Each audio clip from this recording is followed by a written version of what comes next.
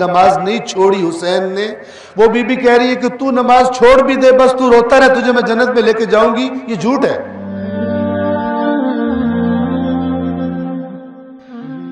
کسی بزرگوار نے مجھ سے سوال کیا کہ میں ایک دوست سے کہتا ہوں کہ یار تم نماز پڑھو, ماتمی ہے, عزادار ہے, میں کہتا ہوں تم نماز پڑھو.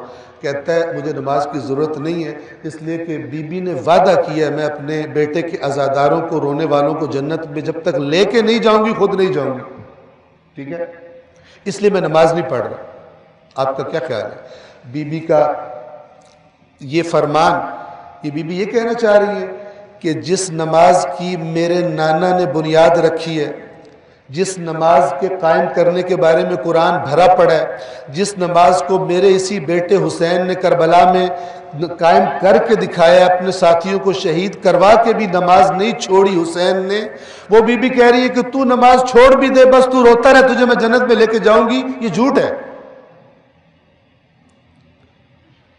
یعنی آپ ایک حدیث سے, دو حدیثوں سے, تین حدیثوں سے ان کو سہارا بنائیں, ان کا صحیح معنی سمجھے بغیر, ان کو اپنے مقام پہ فٹ کیے بغیر, اور اس قسم کی حدیث کو لے کر آپ آئیں, تو اس کا مطلب کیا بنے گا کہ بی بی نے یہ کہا ہے کہ وہ دین, وہ شریعت جو حسین نے کربلا میں بچائی تھی تم اس پر نہ بھی عمل کرو تو بھی میں تمہیں جنت میں لے کے جاؤں گی. یہ کیسے کہہ سکتی ہوں؟ قرآن ایسی باتیں کر کے کیا کہتا ہے؟ افلا تعقلون, کیا تمہارے پاس عقل نہیں ہے, کیسی باتیں کر رہے ہو؟ کیا تمہارے پاس عقل نہیں ہے, کیسی باتیں کر رہے ہو؟